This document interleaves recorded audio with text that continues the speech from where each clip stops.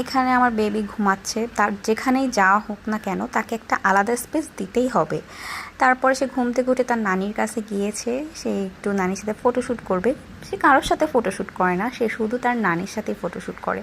তো এখানে আম্মুর আর গুল্লু বাবুর কয়েকটা ছবি তুলে দিলাম, এবং ট্রেনের যারা মানে ওকে দেখছিল সবাই এসে এসে কথা বলছিল, হোক সেটা টিটি, হোক সেটা ট্রেনের পুলিশম্যান, হোক সেটা কোনো হচ্ছে গিয়ে ট্রেনে যারা হচ্ছে খাবার দাবার জিনিসপত্র বিক্রি করে তারা, যেই হোক না কেন, বা ট্রেনের প্যাসেঞ্জার, সবাই ওর সাথে কথা বলছিল, কেউ কেউ এসে ছবি তুলছিল। এবং পিছনে একটা পিচ্চি বাবু ছিল, সে অনেক কিউট ছিল, সে বিড়াল নেবে, সে বিড়াল ধরবে, এরকম করছিল। তারপরে হচ্ছে এই যে আমরা লালন শাহ সেতুতে চলে এসেছি। আমার মানে সেতু খুব ভাল লাগে, মানে সেতু না, বেসিক্যালি আমার পানি খুব ভাল লাগে। আমার যখন খুব মন খারাপ হয় আমার মনে হয় আমি কোনো একটা নিরিবিলি স্থানে বসে, আমার সামনে সেটা মানে একটু পানি থাকবে, হোক সেটা নদী, পুকুর বা সমুদ্র, আমার খুব মানে এরকম টানে। এবং আমার গ্রাম খুব ভাল লাগে, আমি মানে এত পরিমাণ খুশি ছিলাম গ্রামে যাচ্ছি। আমার নিরিবিলি পরিবেশ, একদম গ্রামীণ পরিবেশ অনেক ভাল লাগে। আর এই যে এই পরিবেশটা দেখতেও মানে দেখলে আমার মানে প্রাণ জুড়ায় যায়, যে সবুজে ঘেরা পরিবেশ। তো আমি আসলে ভিডিও ফুটেজ নিচ্ছিলাম।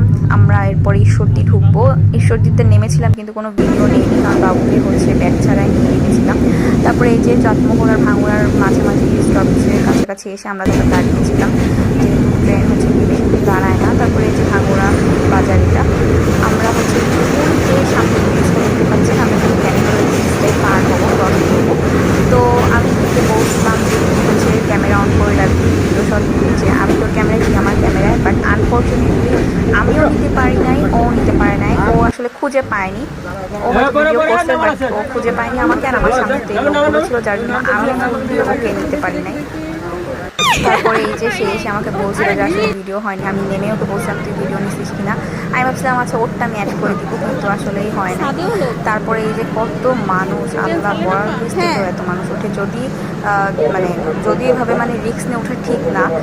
এইখানে হচ্ছে দেখছেন কীভাবে নামছে, এইসব কারণে কিন্তু ট্রেনে অ্যাক্সিডেন্ট হয়, মানুষ হাত পা হারায় বা মারা যায়, তারপরে এখানে আমি ট্রেনে চলে যাওয়ার ভিডিও নিচ্ছিলাম। আমার আম্মু বললো আমাকেও ভিডিওতে নাও, তারপরে আমি আমার আম্মুকেও ভিডিওতে নিলাম। তারপরে এখানে আমরা একটা সেলফি তুলেছিলাম, স্টেশনে ছবি তোলা মাছ। তারপরে এই ভাইয়াটাও হাই দিয়ে দিচ্ছে আমার ভিডিওতে, যদি ভাইয়াটা কখন আমার ভিডিও দেখে তাহলে অবশ্যই কমেন্ট করবেন। তারপরে এখানে আম্মু ওদেরকে হাই মানে পাই দিয়ে দিচ্ছিলো। তারপরে বেসিক্যালি ট্রেনটা এখন ঢাকা যাবে, যার জন্য মানে স্টেশনে সবাই মানে যারা ঢাকামুখী বা উল্লাপাড়া সিরাজগঞ্জের ওদিক যাবে তারা উঠছিল। এবং মানে এইভাবে রিস্ক নিয়ে ওঠা কখনোই আমি হচ্ছে প্রিফার করি না, বলবো যেভাবে আপনারা উঠবেন না, কারণ যাওয়ার থেকে জীবনের মধ্যে অনেক বেশি। তারপরে যে দেখুন ছাদে কীভাবে যায়, আল্লাহ এরা পাগল, তাছাড়া কিছু না। তারপর